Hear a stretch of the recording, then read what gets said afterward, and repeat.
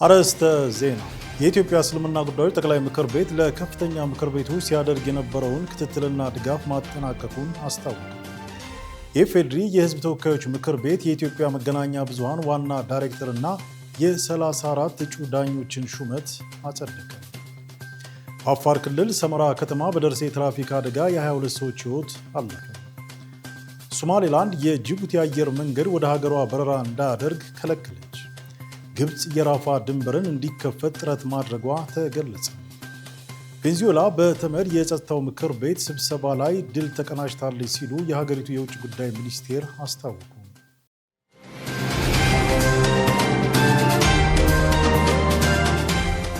ሰላሙ አለይኩም ወራህመቱላሂ ወበረካቱ። ከነጃሺ ቲቪ የሰዓቱን ዜና ይዘን ቀርበናል። ከዜናዎቹ ጋር ሙስጠፋ መሐመድ። ቀዳሚ ወዳደረግነው ዜና አለፍን።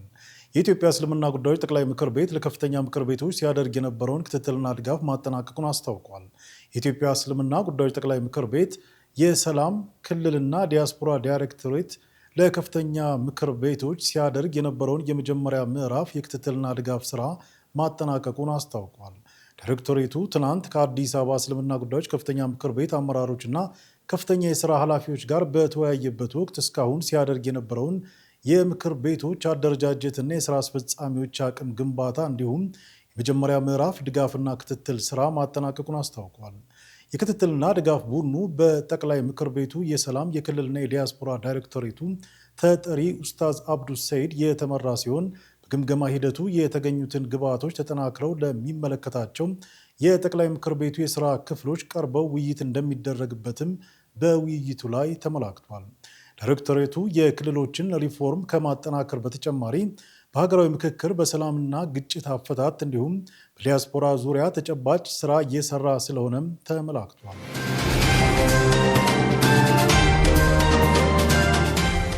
የኢፌዴሪ የሕዝብ ተወካዮች ምክር ቤት የኢትዮጵያ መገናኛ ብዙሃንን ዋና ዳይሬክተርና የ34 እጩ ዳኞችን ሹመት አጽድቋል። በተያያዘም የሚኒስትሮች ምክር ቤት በዛሬው ዕለት ባካሄደው 51ኛ መደበኛ ስብሰባ በተለያዩ ጉዳዮች ላይ ተወያይቶ ውሳኔ አሳልፏል። ዝርዝሩን ሀያት ሰይድ እንደሚከተለው ታቀርባለች። የኢፌዴሪ ሕዝብ ተወካዮች ምክር ቤት ዛሬ ባካሄደው 8ኛ መደበኛ ስብሰባ የኢትዮጵያ መገናኛ ብዙሃን ባለስልጣን ዋና ዳይሬክተርንና የፌዴራል ከፍተኛ ፍርድ ቤት እጩ ዳኞች ሹመትን አጽድቋል። ወይዘሮ ሃይማኖት ዘለቀ የኢትዮጵያ መገናኛ ብዙሃንን በዳይሬክተርነት እንዲመሩ የተሾሙ ሲሆን ሹመታቸውም በሙሉ ድምፅ ጸድቋል።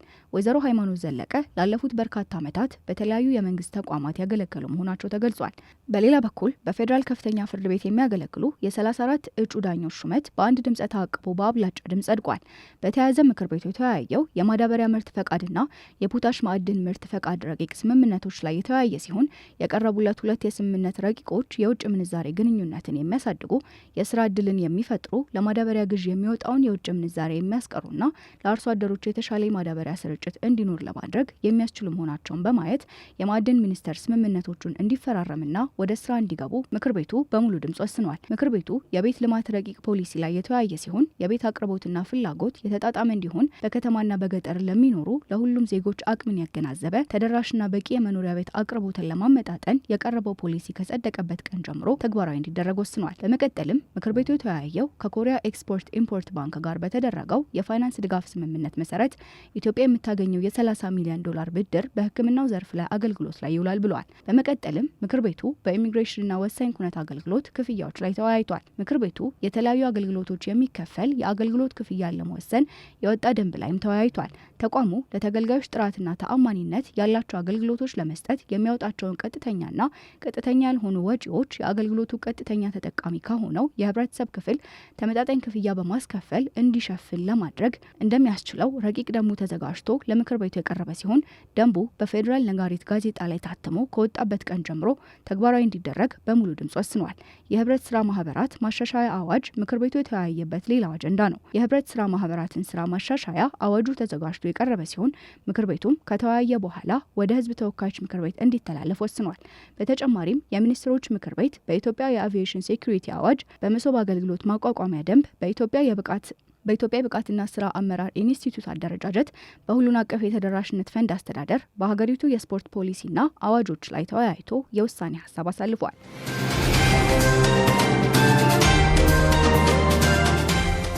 የኢትዮጵያ ብሔራዊ ምርጫ ቦርድ ዲጂታል የመራጮችና እጩዎች የምዝገባ ስርዓትን ይፋ አደረገ። ቦርዱ ለ2018 አጠቃላይ ምርጫ ያበለጸጋቸውን መተግበሪያዎች ጊዜን፣ ገንዘብና ጉልበትን ከመቆጠብና እንግልትን ከመቀነስ ባለፈ ምርጫውን ነፃና ገለልተኛ ለማድረግ ያግዛሉ ሲሉ በማስጀመሪያ መድረኩ የተገኙት የኢፌዴሪ ጠቅላይ ፍርድ ቤት ፕሬዝዳንት ቴዎድሮስ ምህረቱ ተናግረዋል። በቴክኖሎጂው ዙሪያ የግንዛቤ ማስጨበጫ ስራዎችም ትኩረት ሊሰጣቸው እንደሚገባ ፕሬዝዳንቱ ጠቁመዋል። ቦርዱ የእጩዎችን ምዝገባ ሙሉ በሙሉ የመራጮችን ምዝገባ ደግሞ በከፊል በቴክኖሎጂ ታግዞ ለማከናወን መዘጋጀቱንም አስታውቋል።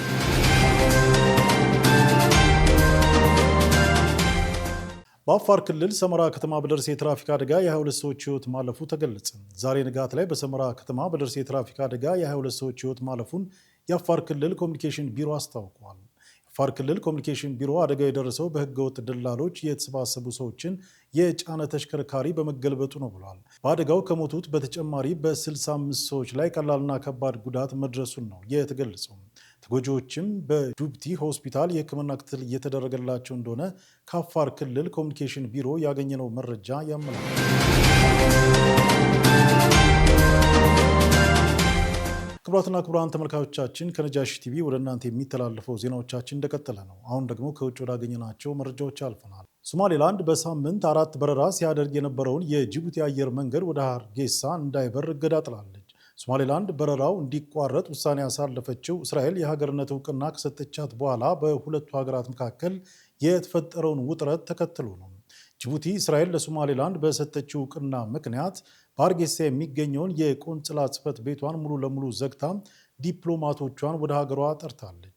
በተያያዘም የእስራኤል ከፍተኛ ባለስልጣናት ለይፋው የስራ ጉብኝት በዛሬው ዕለት ሀርጌሳ ገብተዋል። እስራኤል ለሶማሌላንድ የሀገርነት እውቅና መስጠቷን ተከትሎ የውጭ ጉዳይ ሚኒስቴሯ ጌዲዮን ሳር ለመጀመሪያ ጊዜ ለይፋዊ የስራ ጉብኝት ዛሬ ጠዋት የሶማሌላንድ መዲና ሀርጌሳ ገብተዋል። እስራኤል ለሶማሌላንድ እውቅና መስጠቷን ተከትሎ የእስራኤልን አብዛኞቹ የአረብ ሀገራት አውግዘዋል።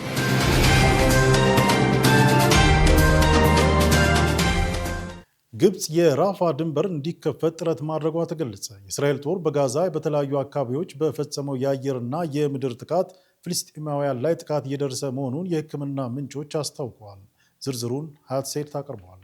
እስራኤል በጋዛ ላይ ያካሄደች ባለው ጦርነት ምክንያት በግብጽ ድንበር ላይ የቆሙ የእርዳታ መኪኖች ወደ ፍልስጤም እንዲገቡ ጥረት እየተደረገ መሆኑ ተገልጿል። ግብጽ የራፋህ ድንበር በአስቸኳይ እንዲከፈትና የሰብአዊ እርዳታ የጫኑ መኪኖች እንዲገቡ በእስራኤልና በአሜሪካ ላይ ግፊት ማድረጓም ተዘግቧል። የእስራኤል የጸጥታ ተቋማት የራፋህ ድንበርን በሚቀጥሉት ቀናት ለመክፈት የመጨረሻ ዝግጅቶችን እያጠናቀቁ መሆኑ ተገልጿል። በራፋህ ድንበር በመጀመሪያው የተኩስ አቁም ምዕራፍ ወቅት ወደ ግብጽ ተሻግረው በሚመለሱ ዜጎች በእስራኤል የደህንነት ፍተሻና ክትትል ተደርጎላቸው እንደሚያልፉም ተገልጿል። ከግንቦት 2024 ጀምሮ በእስራኤል ወታደራዊ ቁጥጥር ስር የቆየውና የጋዛ ብቸኛው የውጭ ዓለም መገናኛ የሆነው የራፋህ ድንበር በሁለቱም አቅጣጫዎች እንዲከፈት ግብጽ በእስራኤል ላይ ከፍተኛ ግፊት እያደረገች መሆኑ ተዘግቧል። እስራኤል የራፋህን ድንበር ከተቆጣጠረች ወዲህ በድንበሩ አካባቢ ያሉ ሕንፃዎችን በማውደምና የሰዎችን እንቅስቃሴ በመክታት በጋዛ ላይ አስከፊ ሰብአዊ ቀውስ እንዲከሰት ምክንያት ከሆነች ቆይታለች። ይህንን እርምጃ እስራኤል ከ20 ዓመታት በኋላ ለመጀመሪያ ጊዜ ድንበሩን በቀጥታ የተቆጣጠረችበትና በፊላደልፊ ኮሪደር ላይ ወታደሮቿን ያሰፈረችበት ወቅት ነው። የድንበሩ መዘጋት በተለይም ለታካሚዎችና ለተማሪዎች የሞት ሽረት ጉዳይ ሆኖ ቆይቷል። የፕሬዚዳንት ዶናልድ ትራምፕ አስተዳደር በጋዛ ያለውን ጦርነት ለማስቆም ካቀረቡት ባለ 20 ነጥብ እቅድ ውስጥ የራፋህ ድንበር በሁለቱም አቅጣጫዎች እንዲከፈትና የሰብአዊ አቅርቦት ለፍልስጤማውያን እንዲገባላቸው በግልጽ ያዛል። ሆኖም ግን እስራኤል እስካሁን ተግባራዊ ለማድረግ ስታመነታ ቆይታለች። የጋዛ ነዋሪዎችን ወደ ግብጽ ለማስወጣት የራፋህ ድንበር በሚቀጥሉት ቀናት እንደሚከፈት የእስራኤል ወታደራዊ አስተዳደር ክፍል አስታውቋል። ነገር ግን ይህ የእስራኤል ውሳኔ ፍልስጤማውያንን ከምድራቸው የማፈናቀል ሴራ እንደመሆኑ ግብጽ፣ ኳታር፣ ሳውዲ አረቢያ፣ ቱርክና ሌሎች የክልሉ ሀገራት ከፍተኛ ተቃውሞ ገጥሞታል። ኔታንያሁ ከሐማስ ጋር ያለውን ጦርነት በፈለጉት ጊዜ ዳግም ለመጀመር በማሰብ ስምምነቱን ሆን ብለው እያዘገዩት እንደሆነ ይታመናል። በጋዛ የሚገኙ ፍልስጤማውያን ድንበሩ መከፈቱን የሚጠባበቁት ለጉዞ ብቻ ሳይሆን ለሕልውናቸው ጭምር ነው። ብዙዎች ትምህርታቸውን ለመቀጠልና ለ2 ዓመታት ያጡትን የሕክምና አገልግሎት ለማግኘት ድንበሩ ብቸኛ ተስፋቸው መሆኑን ይናገራሉ። በሌላ በኩል የእስራኤል ጦር በጋዛ የተለያዩ አካባቢዎች በፈጸመው የአየርና የምድር ጥቃት ፍልስጤማውያን ላይ ጥቃት እየደረሰ መሆኑን የሕክምና ምንጮች አስታውቀዋል። ጥቃቱ የተፈጸመ የሚገኘው ደግሞ የእስራኤል ጦር በስምምነቱ መሰረት ለቆ በወጣባቸው ቀጠናዎች ጭምር መሆኑ ሁኔታውን አሳሳቢ አድርጎታል። ጥቃቱ የተፈጸመባቸው አብዛኞቹ አካባቢዎች እስራኤል በተኩስ አቁም ስምምነቱ መሰረት ወታደሮቿን ያስወጣችባቸው ቀጠናዎች መሆናቸው ስምምነቱ በምን ያህል አደጋ ላይ እንዳለ ማሳያ ሆኗል እየተባለ ነው። ፍልስጤማውያን ጦሩ በወጣባቸው አካባቢዎች በነጻነት ለመንቀሳቀስ ቢሞክሩም ለጥቃት መጋለጣቸው የማይቀር መሆኑ ተገልጿል።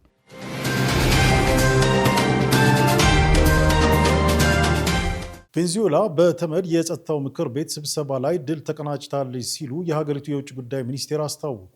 አሜሪካ በሀገሪቱ ዋና ከተማ የፈጸመችው ጥቃትና ፕሬዚዳንት ኒኮላስ ማዱሮን ማገቷ ዓለም አቀፍ ሕግን የጣሰ እንደሆነ የዓለም ማህበረሰብ ተቀብሏል ሲሉ የቬንዙዌላው የውጭ ጉዳይ ሚኒስቴር ኢሻን ጊል ተናግረዋል። ሚኒስቴሩ በቴሌግራም ገጻቸው ባሰፈሩት መልእክት ታህሳስ 25 የተፈጸመው ጥቃት ከዓለም አቀፍ ሕግ ያፈነገጠ የተመድ ቻርተርን፣ ሰብአዊ ሕጎችንና ሰብአዊ መብቶችን የጣሰ ከመሆኑም በላይ በስልጣን ላይ ባሉ የሀገር መሪ ያለመከሰስ መብት ላይ የተሰነዘሩ ቀጥተኛ ጥቃት ነው ብለዋል። በትናንትናው ዕለት በተካሄደው የጸጥታው ምክር ቤት ስብሰባ በቀጥታም ሆነ ለድርብ መስፈርት ቦታ እንዳልነበርና ፍትህ ከቬንዙዌላ ጎን መሆኗን አክለው ገልጸዋል። ካራካስ ሉዓላዊነቷን ማስከበርና በግዛቷ ውስጥ ሰላምን ማረጋገጥ እንደምትቀጥል አጽንኦት ሰጥተዋል። ይህ አቋም ብዛት ባላቸው የምክር ቤቱ አባላትና ግብዣ በተደረገላቸው ሀገራት ድጋፍ ያገኘ ሲሆን በአንድ ወገን የኃይል እርምጃ ዙሪያ ከፍተኛ ስጋታቸውን ገልጸዋል። ከላቲን አሜሪካ ሀገራት ኮሎምቢያ፣ ብራዚል፣ ሜክሲኮ እና ቺሊ ከቬንዙዌላ ጎን እንደሚቆሙ አስታውቀው የዩናይትድ ስቴትስን ድርጊት አውግዘዋል። ሩሲያና ቻይና የአሜሪካን ድርጊት ወታደራዊ ወረራ በማለት ማዱሮ እንዲፈቱ ጠይቀዋል። እንዲሁም የአንድ ወገን የኃይል እርምጃ እንደ የተለመደ አካሄድ እንዳይቆጠር አስጠንቅቀዋል። ደቡብ አፍሪካ፣ ኡጋንዳ፣ ኢራን እና ፓኪስታን ዓለም አቀፍ ሕግን መርጦ መተግበር የዓለም አቀፉን የደህንነት ስርዓት እንደሚሸረሽር አስጠንቅቀዋል።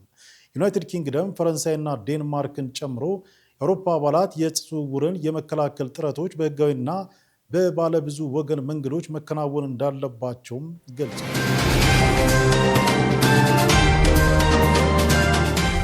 ስፔናዊው ኮከብ ላሚን ያማል መስጂዶች የሰላም መገኛ ስፍራዎች መሆናቸውን ተናገረ። ላሚን ያማል መስጂዶች ብዙ ሰላም ይሰጣሉ፣ እምነትህ ምንም ይሁን ምን መስጂድ ከሄድክ መንፈሳዊ ደህንነትና ሰላም ይሰማሃል ብሏል። 18 ዓመቱ ኮከብ መስጂዶች ለማንኛውም ሰው የሰላም ምንጭ ቢሆኑም ለእኛ ለሙስሊሞች ደግሞ በተለየ ሁኔታ መንፈሳዊ ንጽህናና ሰላም ይሰጡናል ብሏል።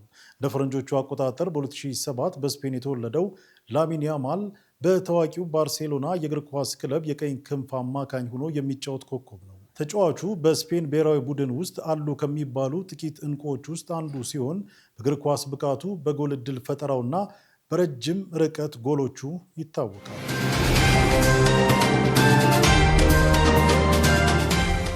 በመጨረሻም ወደ ዕለቱ የቢዝነስ ጥንቅራችን አልፈናል። ዙቤዳ ሀሰን አዘጋጅተዋለች። ተከታትለን እንመለስ። ሳዑዲ አረቢያ የብረታ ብረት ልውውጥ ለማስጀመር የመጨረሻ ደረጃዎች ላይ መሆኗን ይፋ አድርጋለች። ሳዑዲ አረቢያ የአዋጭነት ጥናት ምዕራፍ ካጠናቀቀች በኋላ የብረታ ብረት ልውውጥ ለማስጀመር የመጨረሻ የትግበራ ደረጃ ላይ ደርሳለች ሲሉ የሀገሬው የኢነርጂ የኢንዱስትሪና የማዕድን ሀብት ምክትል ሚኒስትር ተናግረዋል። ሚኒስትሩ ካሊድ አልሙዳይፈር ከሻርክ ብሉምበርግ ጋር ባደረጉት ቃለ ምልልስ የልውውጥ ግብ የፋይናንስ መሳሪያዎችን በማቅረብ የዋጋ መረጋጋትን በማሻሻልና ንግድን፣ ግምገማን እንዲሁም ደግሞ ከዓለም አቀፍ ሸቀጥ ገበያዎች ባለሙያዎች በመሳብ የማዕድን ዘርፉን ለመደገፍ ያለመ መሆኑን አብራርተዋል።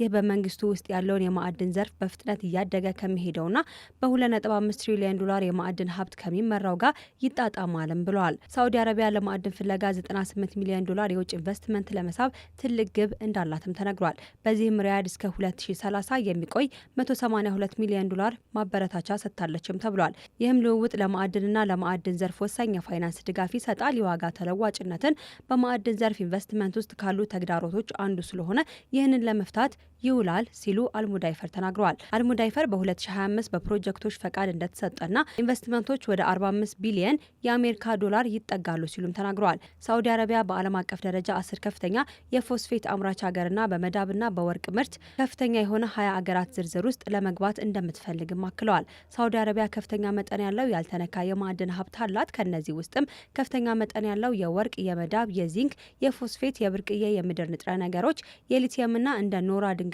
ጅብሰም ያሉ የኢንዱስትሪ ማዕድናት ክምችት አሏትም ተብሏል።